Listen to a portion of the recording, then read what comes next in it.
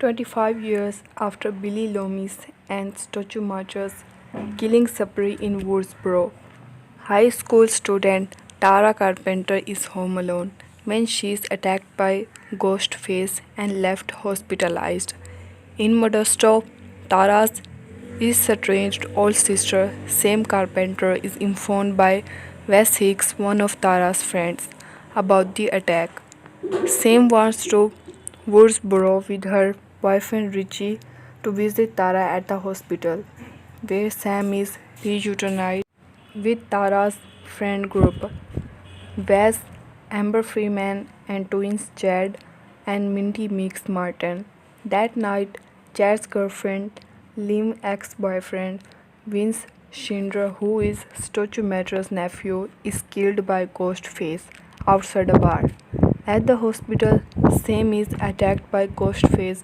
After speaking, she tells Tara that she has been dealing with hallucinogens of Billy Loomis, who Sam learned as a teenager was her biological father. Sam's true parentage resulted in their parents' separation, and this is why Sam became estranged from Sarah. Sam and Richie visit Dewey Riley, who is divorced from Gail Withers. They ask for his help in stopping the killer, and he contacts Gail and Sidney Prescott, warning them about the return of Ghostface. Dewey joins them at midday and chats home and is reunited with the twins' mother, Martha, Randy Meeks' sister. Due to the three attacks having targeted people related to the original killers, Sam is accused of being the killer. Ghostface then murders Wes and his mother, Sheriff Jerry Hicks, at their home.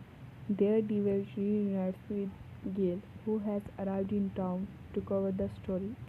At the hospital, Tara and Richie are attacked by Ghostface, but are saved by Dewey and Sam. Dewey is killed when he attempts to finish off Ghostface. Sidney arrives in town after learning of Dewey's death and meets both Gail and Sam at the hospital. Sidney asks Sam to help stop the killer, but Sam declines. She chooses to leave town with Richie and Tara, but they are forced to stop at Amber's house to retrieve an inhaler for Tara.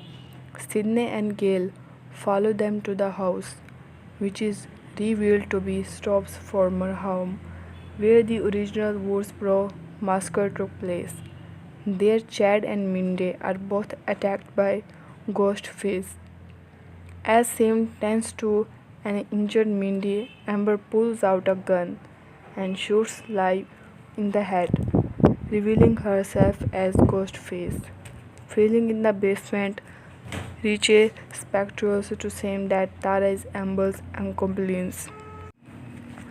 Sam leaves him to find Tara and discovers her tied up in a closet. When Gail and Sidney arrive, Amber shoots and injures Kelly. Richie then stabs Sam and reveals himself to be Amber's partner. Richie and Amber take Sam, Sidney, and Gail into the kitchen, where they reveal they are fans of the Stab film series who met online. Disappointed in the trajectory taken with the most recent Stab 8, they decided to embark on a new killing spree, bringing back the original cast to provide new and improved source material for a future requel Stab film, and intended to frame Sam as the killer. After Tara fights Amber and Sam attacks Richie, Gail breaks free and shoots Amber, who lands on the stove and is set on fire. Sam is injured but sees another hallucination of Billy, which brings her attention to Amber's abandoned knife. Embracing her parental heritage, she uses the knife to stab Richie repeatedly before shooting and killing him. A horribly burnt Amber attempts to attack the group again, but is shot to death by Tara. Tara and the Meeks twins are loaded into ambulances to be taken to the hospital, and Sam thanks Sidney and Gail for their help. Gail refuses to write about the new murderers and give the killers notoriety, opting to write a tribute to Devi instead. Sam joins Tara in the ambulance and the night events are covered in a news report. Like any horror film franchise that touches at least two different decades, Scream has a sizable segment of superfans. To others, Scream simply seems like a slick series of self-aware slashers that are easy to enjoy on a quick night of frightful fun. To the superfan, Scream serves up astute commentary on the state of scary movie cinema and should be studied as intently as Citizen Kane and revisited often. Those people are as passionate about Sidney, Dewey, and Ghostface as Star Wars fans are about Loki, Leia, and Baby Yoda. They eagerly await rumors on new project. Put Kevin Williamson on par with Ernest Hemingway and hold Wes Craven in such synchronous regard that he is virtually defied. Scream 2022 or Scream 5, if you ever prefer, does not set out to sequel its devoted daughters. Specifically, although in light of how slavish its supporters can be, it's amusing that the topical theme this time around is toxic fandom, where Scream 2 satirized sequels and Scream 3 swept at exploitative based on a true story terror. Scream 2022 makes its meta message about how dangerous furtive fans can be when they think they know better than the creators and try to carve on their own story by carving up bodies. Scream opens on a familiar scene as Woodsboro teenager Tara answers a menacing phone cell, fails a game of Stab, the fictional film based on the Woodsboro murders within the film's trivia, and takes a ghost-faced blade in her body as a result. Tara does not die though. Instead, the attack draws Tara's estranged sister Sam back to the town, as it's the same secret connection to Billy and Stowe's original killing spree that kicks the new Ghostface nefarious plan into gear. After two more attacks take place, Sam seeks help from retired Deputy Dewey and gathers Tara's social circle together to get the bottom of what's going on. Mindy, the niece of Nerdy, now it all Randy Mix, thinks she is sorted out the scheme. Based on Ghostface pattern, he seems to be writing a requel, not a remake or a reboot, but a fashionable refresh that's popular with Hollywood nowadays. Since nefarious step sequels are now ruining childhoods, someone sees hellbent on creating a chapter that can proudly reclaim the franchise's sagging legacy. Having experienced a slow yet steady quality dip in its own series, writing the listening ship is exactly what Scream sets out to do too, and Scream succeeds by being closer in tune to the 1996 classic than any of the other sequels. Gone are over fourth wall wings too gaffy for their own good. Back is an appreciately toned sense of humor that's smart, snarky, and subtle. Not silly, slapstick, or not trying to be clever. Heavy horror and light levity mixed together for a mode that's energically entertaining without sacrificing substance are becoming too bonkers to suspend disbelief. Of all the big fright franchises drawing these so-called requels in the 2020s with Halloween Review here and Texas Chainsaw Massacre leading that list, Scream weaves what's new with what came before more seamlessly and more satisfying than anyone else. Neve Campbell returns as Sidney, Courteney Cox returns as Cary, and David ARCOIT returns as Devi. But all three walk a balanced beam that lifts everyone above the bit of unnecessary cameos without unfairly overshadowing newcomers. Their interactions are enjoyable compared to how little those aforementioned properties did with Linda Walsey or Sally Hardesty. Scream figures out where its legacy characters realistically fit and reasonable roles finds reasonable roles for them in the story. Scream also creates compelling new characters that are endearing enough for us to be not disproportionately focused on the familiar faces anyway. Some resonate better than others, of course, even with half as many minutes. Kelly Gardner's creepy bonnet leaves more of an impression that Dylan Minite's monotone mop.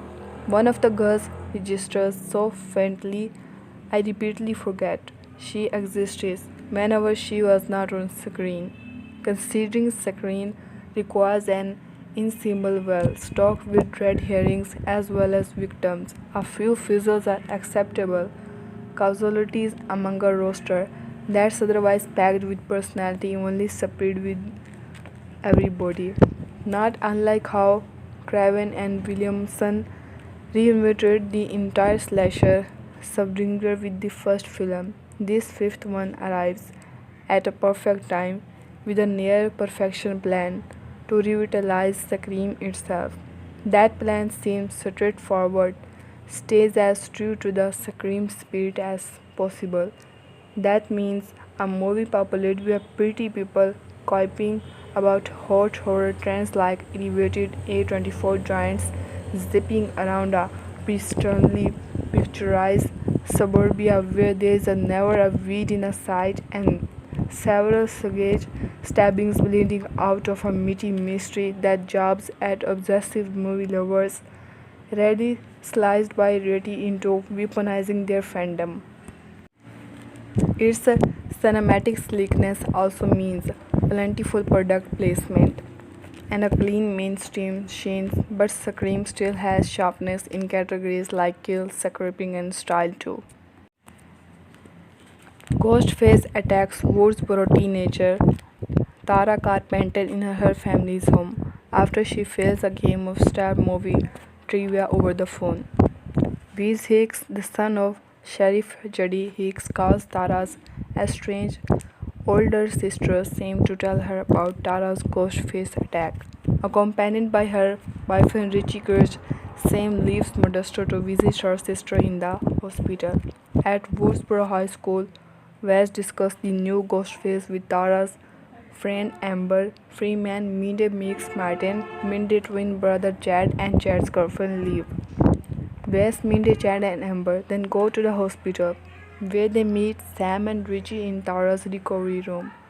Over a game of pool at a bar, Wes, Mindy, Chad, Amber, and Liv recall how Sam used to be their troublesome babysitter before abruptly leaving home when she turned 18. Chad gets into an altercation with Liv's creepy former fling Vince. Afterward, Ghostface kills Vince in the box parking lot. Ghostface calls Sam's cell phone. Ghostface taunts Sam by revealing he knows her family secret, which is that her birth father is actually the original Ghostface, Billy Lawson, who still haunts Sam in disturbing visions. After revealing that he attacked Tara to lure Sam back to Woodsboro, Ghostface suddenly attacks Sam in the hospital break room, but Sam gets away. Deputy Williamson finds no sign of Ghostface when he searches the break room. Sheriff Hicks posts Williamson to guide Tara, although she acts dismissively toward Sam due to Sam's problematic past. Sam convinces Tara that they are being attacked because Billy Loomis is Sam's real father. Upon finding out the truth from an old diary, Sam confronted their mother without realizing their father was in the room. Feeling betrayed by the revelation, which he did not previously know about, their father walked out on the family. Sam's mother made Sam promise to never tell Tara the truth. As a result, Sam started behaving differently toward Tara and blaming herself for breaking up their family, left home to avoid further trouble. Tara angrily kicks her sister out of the room. Sam finds out Richie was listening on the other side of Tara's door. Despite discovering her connection to Billy Loomis, Richie vows to stay by Sam's side because he loves her. Sam and Richie visit retired Deputy Dewey Riley for help dealing with the new Ghostface. Dewey immediately suspects Richie because he is Sam's love interest. Dewey also goes through the rules for determining the culprit's identity in Ghostface murder and recommends looking closer at Tara's friends. Sam warns that the Dewey connection to the killings could put him in danger too, but Dewey refuses to get involved further. Dewey calls a Sidney Prescott to warn her about the new ghost face. Dewey then texts his ex-newscaster Gally Withers with a similar warning. Deciding to help after all, Dewey joins Sam and Richie in talking to Wes, Mindy, Chad, Amber, and Liv. Martha makes host everyone at her house since her brother Randy was Mindy and Chad's uncle. Sam tells everyone the truth about her parentage and how Ghostage used the secret to lure her back to Woodsboro. Amber finds out victim Vince's mother was Leslie Mitchell, the sister of Bully or Miss Accomplished Sue Mitchell. Everyone realizes the first three attacks were one on people related to the original ghost face killers. Mindy tells everyone it looks like the killer is making a requel. Mindy talks about how Stab Phil's fandom turned toxic and she thinks our discreet fan is fashioning a new Stab story. That includes legacy characters like Dewey. Mindy implies that logically Sam could be the killer, but her suggestion causes Sam to angrily drive off alone. Ghostface's mother, Sheriff Hicks, and Wes at their home. Sam arrives at the Hicks house to find police and paramedics on the scene. Gally Weathers brings a camera crew to cover the breaking story. After briefly talking to Sam, Gally spots Dewey and the two of them tearfully discuss their broken relationship. Sam calls Richie to tell him about the new murder. Sam spots Deputy Williamson outside the Hicks house. Realizing no one is protecting her sister, Sam asks Richie to help Tara while she and Dewey race to the hospital. After killing a deputy, Ghostface attacks Tara and Richie in the hospital, and Sam and Dewey join the commotion.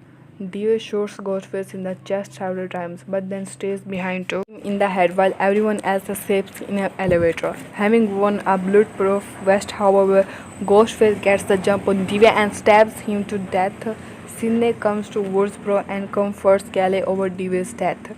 Meanwhile, Sam and Tara reconcile their relationship. Sam, Tara, and Richie decide to leave Woodsboro. Sidney and Gail ask Sam to help them hunt the killer, but Sam insists that she does not want to be involved anymore. Sidney still plants a GPS tracker on Sam's car. Tara realizes her asthma inhaler is missing.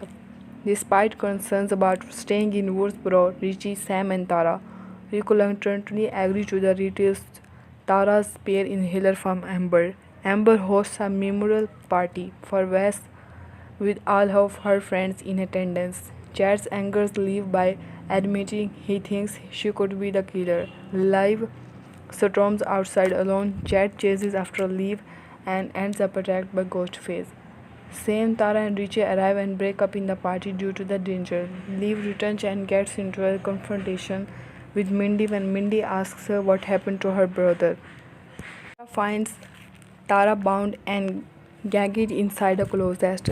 Sam seemingly hesitates over freeing her sister. Sidney fires her gun into a closet where Richie was hiding. Richie takes a bullet in his leg. Ghostface suddenly attacks Cindy and they topple over a banister. Sam recovers Sidney's gun, however, before she can shoot, Richie unexpectedly stabs Sam. Amber removes her Ghostface mask and takes Sidney at gunpoint. Richie takes out Tara's missing asthma inhaler to confirm he orchestrated everything with the Ober. Richie and Amber hold Sam, Sidney, and Gale hosted in the kitchen, upset that their fandom was called toxic. Richie reveals he and Amber, who met a stab subsequent, took it upon themselves to save the franchise because they had been a great installment since the first movie. Wanting a sequel based on actual events, Richie further reveals his plan to frame Sir as the killer, where he and Amber pretend to be heroes. Amber stabs Sidney when Sidney tries to grab a weapon. Amber then goes to get Tara from the closet but discovers she is missing because Sam freed herself at a frala. Tara attacks Amber while Sam fights Richie for his gun. Gale and Cindy take over the attack. Amber Gaily recovers a gun she uses to shoot Amber several times. Amber falls onto a lead stove, causing her body to go up in flames. Richie overpowers Sam, guided by visions of Billy Loomis. Sam crawls to a dropped knife. She subsequently uses to stab Richie and slash his throat. At Sidney's urging, Sam ensures Richie's death by shooting him several times too. Amber unexpectedly rises and runs towards Sydney. Gally and Sam with a knife before Amber can attack Tara again. Minnie and Jen taken away in ambulances. Sam talks with Sydney and Gail before joining Tara for the ambulance ride. And after the Tara has taken